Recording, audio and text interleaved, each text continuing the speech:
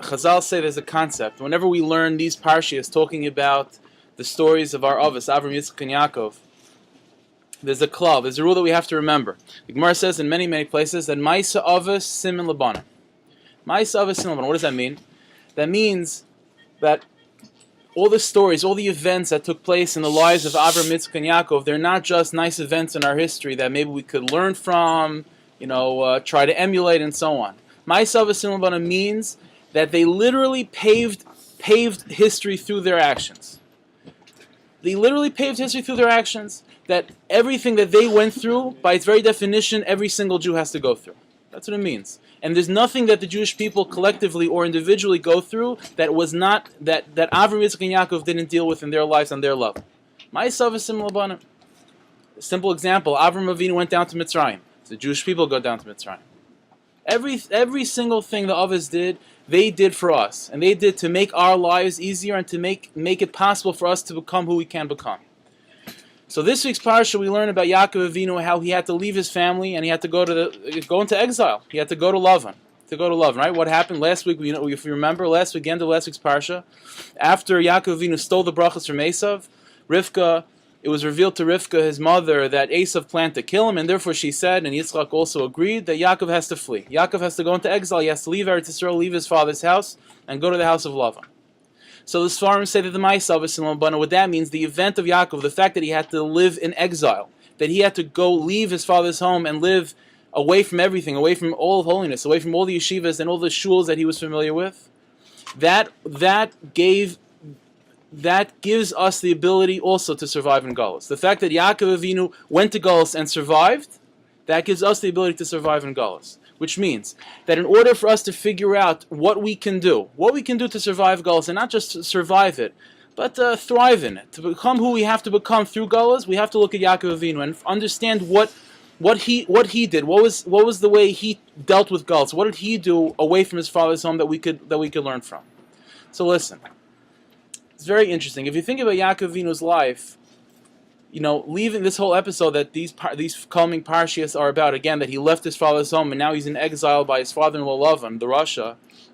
The truth is, he left his father's home single, without a family, by himself, completely alone. And that's how he went to Golus. But the truth is, Davka in Golus, Davka in the place of where he thought he was going to be the farthest removed from holiness and from perfection, Davka there, he developed a family. He found all of his shidduchim. He bore all the shiftei kol, all the shvatim, all davka in galus.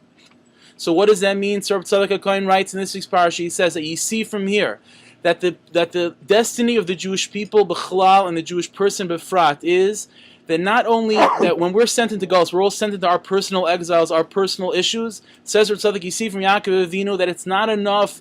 It's not just that we could survive it. Davka, our perfection, Davka, our greatness will come through being in Galus. And Rav Tzadok writes this, we see in Jewish history, we see this in Jewish history. He says, V'chein hoy b'Galus Mitzrayim. When the Jewish people went down to Mitzrayim, Shalavad Hashiva b'Gufim, obviously it was a terrible suffering. Besides the physical enslavery that we went through in Mitzrayim, there was also a spiritual enslavement that we lived there. They were completely submerged and completely surrounded by the tumah, by the impurity of Mitzrayim. But nevertheless, it's dafka because we went to Mitzrayim that we were able to receive the Torah later. And when did we become a full people? 600,000 souls, healthy and well. Dafka in Mitzrayim, right? We went down to Mitzrayim with 70 people, and we came out 600,000 strong. Which means that dafka in Golus you could become who you can become. He goes on further. V'chein b'Golus Bavel. So too it happened after the destruction of the first base of Mikdash that we went into Golus in Bavel. Ki rabim b'nei shemema how tzadikim harbe yamidol b'chobanu yosem tzadikim shemilo b'binyan. There were more tzadikim that were created in exile than there were during the times of the first base of Mikdash. So says Rav Tzadok. V'chein ikar hispashus Torah Sheba'al Peh, and the main place and the main time where Torah Sheba'al Peh really flourished and really developed to its full potential, that we have what we know as Talmud Bavli. The fact that we know halacha, we know what to do and how to live our lives, all of Torah Sheba'al Peh, where did it really fully develop? In Bavel, Talmud Bavli, Davka in Golus. And he says, "V'chein kol nefesh b'Yisrael miprat," and that's true for every single specific Jew. Hamakabel of Torah, that when a person finds himself in Galus, if you acknowledge it and you try your hardest to nevertheless persevere, not only can one survive, but one can mamish grow to heights where you can't even imagine. Places you could reach places where otherwise you would not be able to even think about. There's something right away when Yaakov Avinu goes down to Mitzrayim. The first thing that takes place that the pasuk tells us, after Vayetzei Yaakov mi Beersheva yelech Harana, they left his father's home and he's now on his way to Galus. The first thing happens, he comes to Har Moriah, Vayachalom, he goes to sleep. He goes to sleep and he has a dream. And in this dream, V'hinei sulam mutzav aretz of Rosh Magiya Shemaima. We know that there was a ladder in his dream, right? The famous ladder, whose feet were grounded on the earth and whose head reached heaven. Umalach elakim alav yordei, there were malachim going up and down. That's the dream. The first experience of Galus, we see Yaakov Avinu sleeping. Because that's what Galus is. Galus is about sleeping. We all know the Shir HaMalos. We say it before benching on Shabbos, right? Shir HaMalos, B'shuv Hashem is Shivat Tzion, that we're going to sing a song when Hashem will return the captives of Tzion, when we're going to come back from Galus into Eretz Yisrael. Hayinu kecholmim. We were like people that were asleep. Hayinu kecholmim.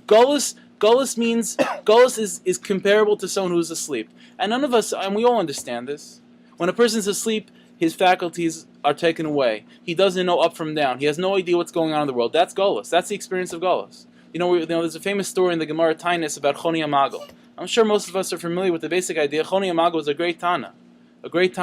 And the Gemara says that Kol Yomei Oisei Tzadik HaYimitztar HaPasuk Zeh, that his whole life he was bothered by this pasuk of Hayinu Kecholmim. And he said, how is it possible for a Jew, for the Jewish people, to go for such an extended period of time and to be asleep?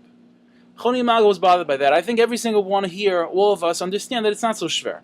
The kasha is not such a big kasha. It's possible for a Jew to be sleeping, not just at night, but during the day, for a week, a month, a year, 10 years, 20 years, 50 years, 70 years. A person could be sleeping his whole life, and many lifetimes a person could be sleeping. So Yaakov Avinu was introduced into Galus, and the first experience he has in Galus is what we all have. Vayachalim, he was sleeping. But what happens when a person sleeps? He has a dream, yeah? What was the dream of Yaakov Avinu? The dream of Yaakov Avinu was that you might think you're sleeping, and you might think that all your faculties are diminished, and all your potential is taken away, and you have no ability to grow, and you have nothing to offer Yiddishkeit, you have nothing to offer Hashem and His Torah and the Jewish people. But the greatest prophetic experience that Yaakov Avinu ever had was in this dream. And in this dream, he saw the ladder whose feet were in the earth and whose head reached heaven, meaning to tell Yaakov Avinu. And Hashem was telling Yaakov Avinu through that vision that even though you might find yourselves in situations where you feel like you're mamish dead, like the Gemara says that shinas is echad misamach shavi misa, that being asleep is a 60th of death. Hashem was telling Yaakov Avinu, even though you might feel that way, but nevertheless you should know that even though your feet seems to be stuck in the earth, that you can't get out of it, but you should know Rosh Magiya Shemaima. And Hashem said and the pasuk goes on further. Yaakov Avinu saw on this ladder, V'hinei Hashem mutzav olav, that Hashem Himself was on this ladder, was hovering over this ladder. And what did Hashem say? Hinei anochi imach, I am with you. B'chol asher telech, in every place that you go, I am with you. Every place that you go, I am with you. Every place that you go, there's no way for a Jew to completely be disconnected. It's not possible. Not only is it not possible, but dafka in those places where you find yourself, that you seem the most disconnected, that you feel like you're dead. Dafka in those places, you have the greatest potential for growth. Listen to what Rav Tzadok writes in another place. He says as follows. He says, Yaakov Avinu, again, like we said before, Yaakov Avinu dafka found his wives, Rachel, Leah, Bilhah, and Zilpah. He dafka found his shidduchim in Galus. So writes Rav Tzadok, Haynu. Because true help, which is what a wife is supposed to be, but on all levels, all help and all perfection a person is able to reach, it's dafka from opposition. It's dafka from experiencing the opposite of what you want. He says, the way to become perfect, the way to become a tzaddik, is dafka to experience the opposite of a tzaddik.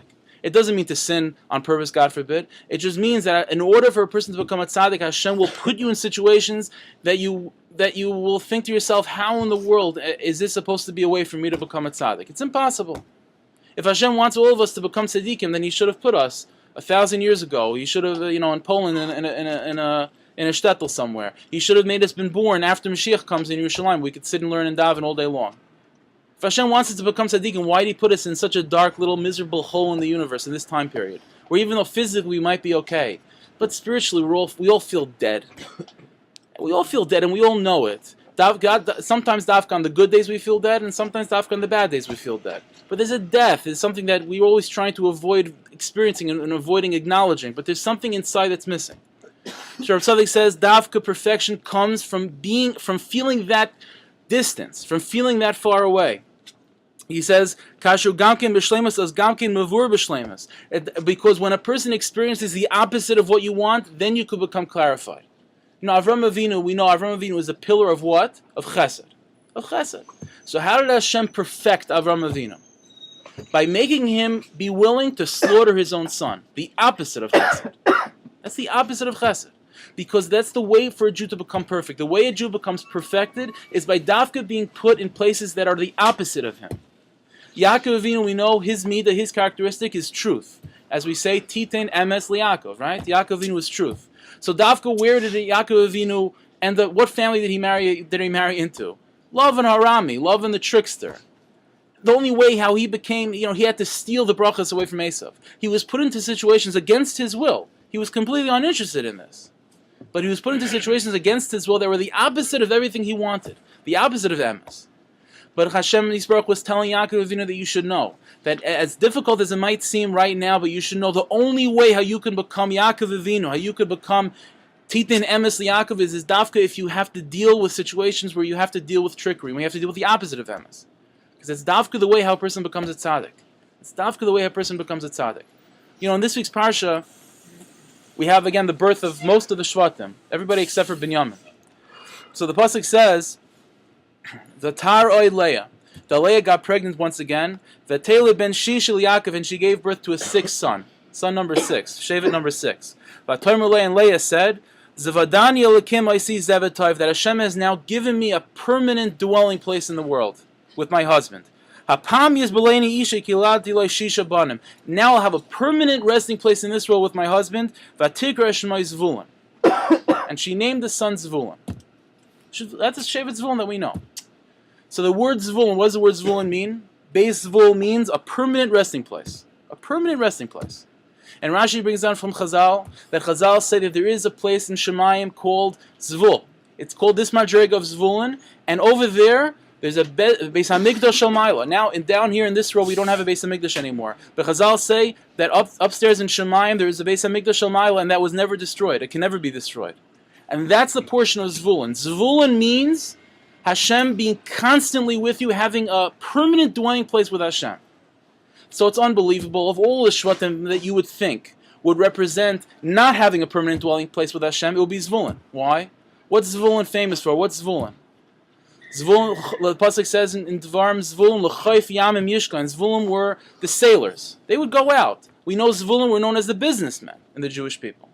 In our history, we know that there was a pact made between Yisachar and Zvulun, right? Shevet Yisachar were known that they were going to sit and learn all day and all night. They would be in the yeshiva, they would be in shul all day davening and learning. And Zvulun would be all day in business, in the outside world, spread all four corners of the world, davka supporting Yisachar. So of all the Shvatim that you would think that they would feel the most in themselves disconnected and not permanently sitting in Hashem's Beis HaMikdash, it would be Zvulun. But Davka Zvulun means that they themselves, even though they're being spread all over the world and having to deal with business and having to deal with school and having to deal with everything that they don't want to deal with really inside, but Davka, they're called Zvulun. They have a permanent dwelling place with Hashem. More than that, the Gemara in Megillah says that Zvulun complained about their lot. Zvulun complained to Hashem about their lot. He said it's not fair. Zvulun said it's not fair. All the other Shvatim, you gave a beautiful portion in the land of Eretz Yisrael and in serving you. But me, Zvulun says, I'm stuck. I don't feel connected. So what did Hashem answer back to Zvulun? The Gemara says that Hashem responded to Zvulun by saying that you're going to have something that everybody's going to need. What is that? Tchelas. Because Tchelas you get from Echilazon, and Echilazon you need sailors, you need boats. Everybody's going to need Zvulun. What does that mean? That means Hashem was responding to Zulm by saying that you should know, even though you think that you're forced out of my Beis Hamikdash, that you're forced away from my presence by having to go to work and having to go to school and having to deal with the world that seems to be opposed to everything you want, everything that means sitting in front of my presence. But you should know that Davka from you, there's going to be tcheles with the Jewish people. What does tcheles mean? We know Chazal say tcheles is blue, similar to the ocean, which is similar to the sky, which is similar to what? To the Kisi HaKavod, to the throne of Hashem himself, which means that when a Jew wears tcheles, you're saying that I'm constantly in the presence of Hashem, I'm constantly in the Beis HaMikdash. The Beis HaMikdash is not just in Yerushalayim, it's everywhere where a Jew wears tcheles. So which Shevet Davka is the one that's able to bring tcheles to all Jewish people, to everybody? It's Davka Zvulun, not Yisachar. Not the ones that are worthy of being able to sit in the Beis Medrash and in Shul all day. It's Davka those that are forced to go to the opposite of that. Davka those that have to deal with things that are opposed to Yiddishkeit, that are opposed to just to Yishuv Adas, to tranquility of peace of mind of sitting and learning and davening. Davka those people are the ones that are able to fully develop that experience of Tchelas, to fully develop what it means to sit in the presence of Hashem 24/7. Because if a person is just sitting in Beis Medrash and in Shul all day, doesn't experience anything opposed to that, then you don't know how much strength you really have. Because when you're sitting in Beis Medrash, it's not so difficult to think about Hashem. The true test of a Jew, the true perfection of a Jew takes place when you're dafka forced away from your home. Dafka away from where you feel spiritually comfortable. Not, God forbid, that you should dafka look for that. But when you find yourself in such a situation, you should not give up, and you should realize that this is a way, this is dafka the way how I could become perfected. Listen to what the Baal Tanya writes. The pasuk says in Shir Shir, Mayim Rabim Lo Yuchel Lichbas Ahava, that all the waters of this world can't extinguish the love of Hashem that every Jew has. Says the Baal Tanya. Hini Mayim Rabim, what are these great waters that are trying to extinguish the soul of a Jew? Heim Tirdas HaParnasa, they're the toil and the work that a Jew has to put in to make a living. Everything that goes into that. And all thoughts and all things that you have to deal with in this world that drag us down, that we feel it's dragging us down. That nevertheless, the pasuk is saying, all those great waters, they cannot extinguish the strong love that a Jew naturally has for Hashem. Which is sometimes hidden. That love, most of the time it's hidden. But it cannot extinguish it. It cannot extinguish it. Which every single Jew naturally has. Every single Jew naturally has it, and it's impossible for it to become extinguished. More than that. He says, the opposite. Through a Jew being thrown into these great waters of just unbelievable upheaval, of not doing and sitting and thinking about Hashem the way you would like. Dafka being thrown into those waters, you could reach even higher levels, even greater levels than before your soul even came to this world. A person can reach levels. And he goes on to say, he says, because when a Jew is forced to live all day long, 95% of the day he's involved in secular things and things that don't seem to feed his neshama. The tirdas haparnasa, with toil of making a living, which to us is called darkness. But then when he has the moment where he goes to daven mincha, or he has a moment to sit and read a pasuk in Chumash, and he has a moment of just sitting and just being able to relax. He says, and he thinks about for a moment, and a Jew has the ability to think for a second, that every single blade of grass in this world, is the only reason why every blade exists is because Hashem is willing it to exist. The only reason why every molecule of oxygen that we're able to breathe in and give life to our bodies is because Hashem is willing it to exist. The more a Jew thinks about this and realizes that all that 95% of my life that I'm involved in Wall Street, or whatever the case may be, that I thought until now was taking me away, a Jew has to remember that Davka there, Hashem also is breathing life. Hashem is breathing life in all those areas of life as well. He says, and he goes on, when a Jew realizes this and thinks about this, he says, "Azayu kaidim shenivra." Then you could return to that place, and you could return to levels like before your neshama even came to this world. And he goes on to say, "V'zetois abali asakim." And this is a big mistake that people that have to go to work and go to school make. Shabadaitim, that they think she'ein yichol lispal kol kach k'may hayosh v'yeshivas. They think they can't daven and accomplish in Yiddishkeit the same as someone who doesn't have to deal with working at all is. People make this mistake and think that the fact that we're thrown into a secular world, that means that we can't be as great, as big daveners as we used to be, or as big learners as we used to be. He says, Ki adarab, it's the exact opposite. Nahapichu, shem yichayel nispal yoiser. A Jew who's forced into work and is forced into secular things and is forced to most of the day being in places that seem to be opposed to Yiddishkeit, davke him, you have the ability to find in yourself unbelievable madrigas of davening. Because if you use those things as a springboard, then you could reach unbelievable heights.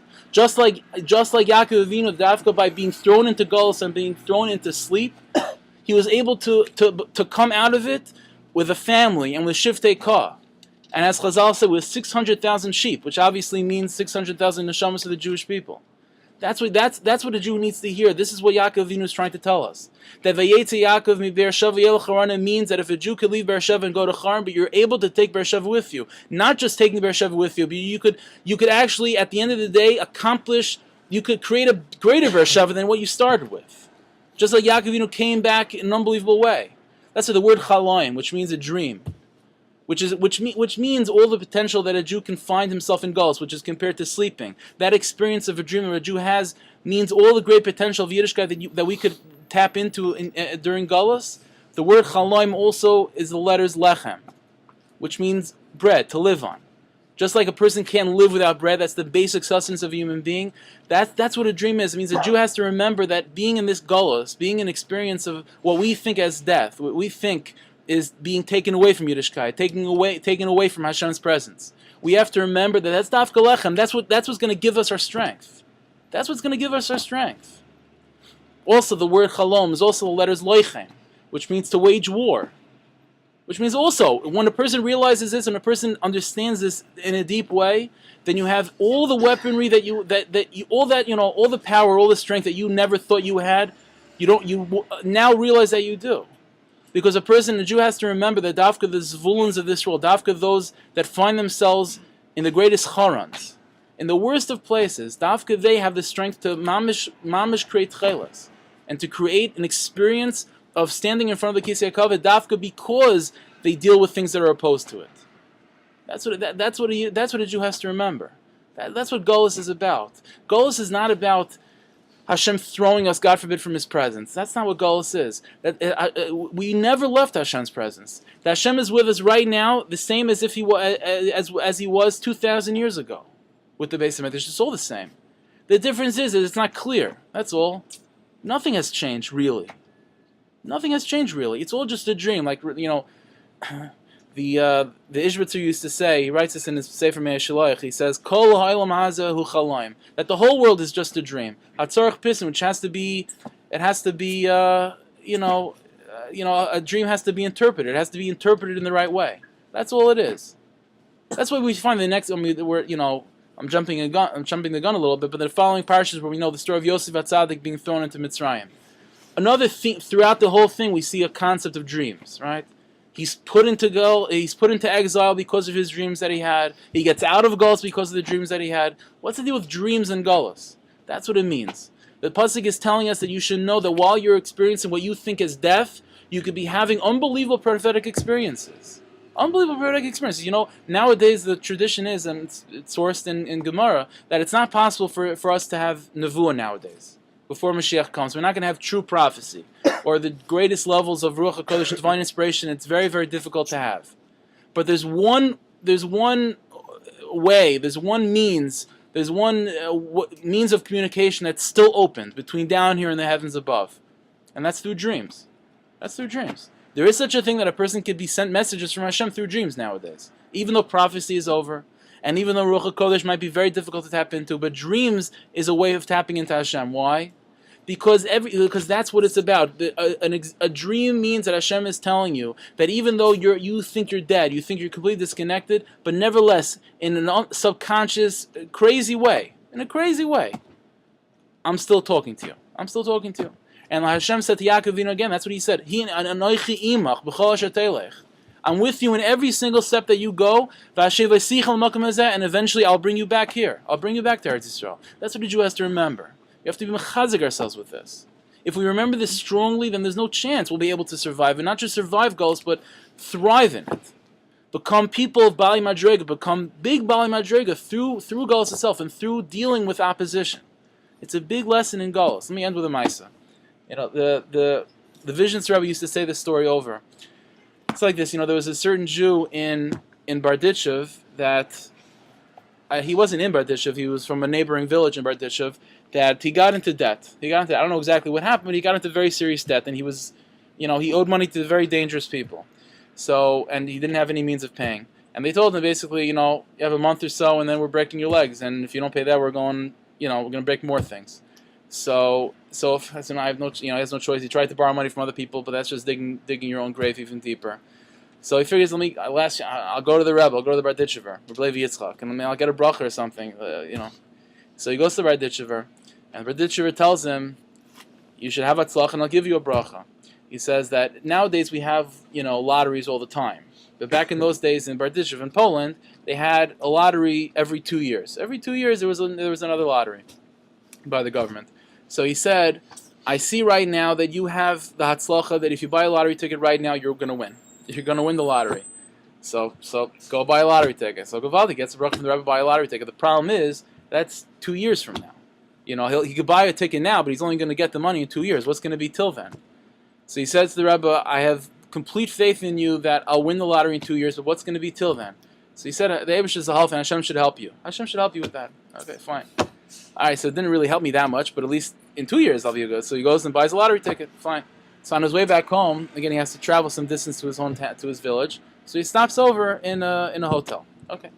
So meanwhile, in that same hotel, there was a non-Jewish officer of the court. He was like some sort of lawyer or something in the court, and he also stayed in that hotel. So he's sleeping that night, a few rooms over, and he has a dream. And in this dream, he's told that there's a certain Jew with such and such a name that's staying in this hotel that has a winning lottery ticket. That's what he's told in the dream. Okay, so he wakes up and he figures it's not just nonsense, and he goes back to bed and he has the same dream again. So he figures there's got to be something to it. So he has connections. Obviously, he's a chashuv person. So he goes to the front desk and starts asking the person. Pulls out his badge, whatever. I need to investigate. I need a list of all the people staying in this hotel. And then he finds the guy that said in his dream he has a winning lottery ticket. So he knocks on the door, wakes the guy up, and he says, "This is going to sound strange, but I have a dream that you had a winning lottery ticket, and I want to buy it off you." So the guy says, the Jew says, "I'm not interested in selling it." So the guy's like, no, listen, I'll pay a lot of money. I'll pay, obviously, I'm not going to pay more than the money, but I'll pay very, very close to it. So you're going to get the money right now. You're not going to have to wait 2 years. So he's like, I'm not interested. He said he pushed him, and he said, you know what? Listen, I'm being nice. I'm offering you money. I could just as easily take the ticket and no one's going to get me in trouble. I'm the DA of Barditchev, whatever it might be, and no one's giving me any trouble. So take my offer. Take my offer while I'm still in a good mood. So he's like, okay, fine. He takes his offer, and the guy says, you know what? I feel a little bit bad. It happens to be I have a lottery ticket as well. At least I'll give you this lottery ticket. Maybe you'll win. I don't know. Maybe there's like some sort of secondary lot going on. So he gives him the money, almost close to a certain amount of money right now for the future winnings, and that he thinks he's going to buy, and another lottery ticket. So lo and behold, what happens? So now at least he has money to pay his debts right now. Okay, so Baruch Hashem, what's going to be in 2 years? So now 2 years comes down, and that lottery ticket that the guy had, that he gave to the Jew in exchange for the Jew's lottery ticket, that was the winning lottery ticket. So at the end of the day, he won the lottery, and he also made the money in order to help him in his little tzaras in the meantime. So the visions the Rebbe said, that's what it says in this parsha. It says in the pasuk again, the dream that Hashem said. Hashem was again in this vision of Yaakov. It says in the pasuk, Ki lo yezavcha, I will not leave you, says Hashem, ad asher masisei seshadabati lach, until I do what I promised to do to you. Until I bring you back to Eretz Yisrael, to your father's home, I won't leave you. So the visions Rebbe said, what? And after he brings him back to Eretz Yisrael, he's then going to leave him? So what does it mean, I'm not going to leave you until I bring you back? So the visions Rebbe said, what Hashem was telling him is that, of course, I'm going to be with you after I redeem you and I bring you back from Galus. But the promise is that even within Galus, I'll help you out as well. That's the bracha of Hashem. That Dafka in Galus, Hashem should help until He helps, until He completely helps, and that's what this Jew experienced. That the ultimate gula was when he won the lottery. But each and every one of us, it's not enough that we to wait for the lottery. We want some gula right now.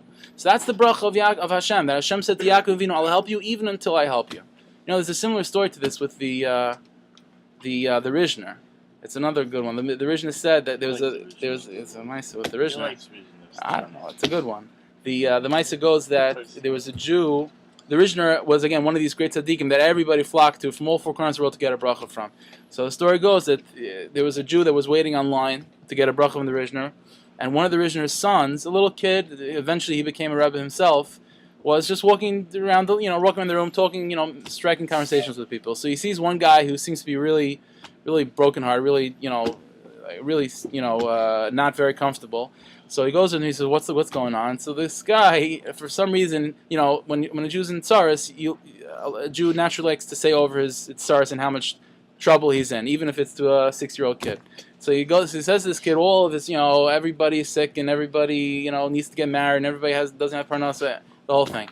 So he goes. So the kid's like, "Wow, that's serious trouble. When you go to my father, make sure he really promises you good stuff. Just make sure." Okay. So he goes. So eventually, it's his turn to go into the Rebbe, and he lets his heart out. Everybody's sick, and everybody has problems. Everybody's miserable. So what's the Rishner say? The Eibush is a halfen. Hashem should help you. Immediately, the Gabe picks him up, throws him out of the room. Next, fine. Okay. So he goes back, and the kid sees him coming out of the room, also with not such a nice look on his face. And the kid says to him, "What happened? What did my father say?" So he said, "The Eibush is a halfen. What does that mean? Hashem should help." So the kid said to the guy, "Go back online and push your way into my father and say to my father, 'But Rebbe, what am I going to do until Hashem helps?'" So the guy listens to the kid. He goes back online, pushes himself his way, and he said, "I was here before, and the Rebbe said the Eibush is a halfen. But what's going to be biz the Eibush is a halfen? What's going to be until Hashem helps?" So the Rishner looked at him and he said, "The Eibush is a halfen, biz the Eibush is a halfen. Hashem should help until He helps as well." That's also something. You need a bracha to be helped until the ultimate help comes, and that's what we're looking for. So we should be mechazik ourselves and remember that even in the darkest of places, we have the ability to dafka use it as a springboard to grow to grow to the highest of heights. And we should be zeichet to the bracha, the Ishbasar, and the bracha of Hashem of the Rishner, and the bracha of Hashem in this week's Parshat that Hashem should help until He helps with the Gula Shalem V'Amitis Meher V'Imenu. Amen.